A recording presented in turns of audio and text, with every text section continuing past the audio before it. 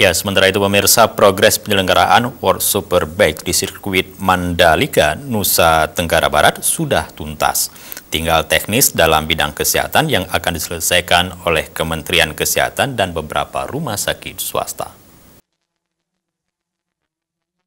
Ketua Umum Ikatan Motor Indonesia atau IMI, Bambang Susatyo mengapresiasi progres persiapan penyelenggaraan World Superbike atau WSBK Championship yang akan berlangsung di sirkuit Mandalika, Nusa Tenggara Barat pada 12 hingga 14 November.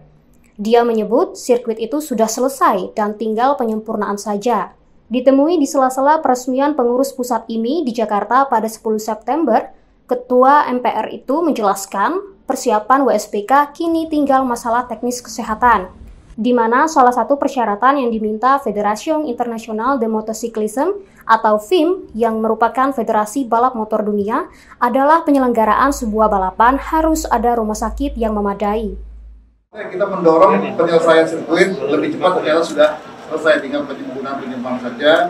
Kemarin ada masalah di teknis kesehatan, tapi Kemenkes dan beberapa rumah sakit swasta sudah menyanggupi untuk membangun rumah sakit untuk kepentingan para pembalap.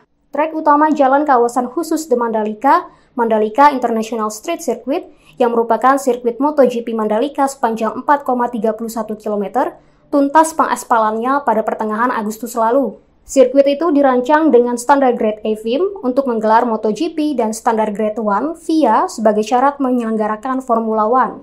Selain akan digunakan untuk turnamen WSBK Championship, sirkuit Mandalika juga direncanakan akan digunakan untuk tes pramusim MotoGP 2022 pada 11 hingga 13 Februari 2022. Dari Jakarta, Rina Anggraini, Mustafar, Dimas Krisna, Kantor Berita Antara, mewartakan.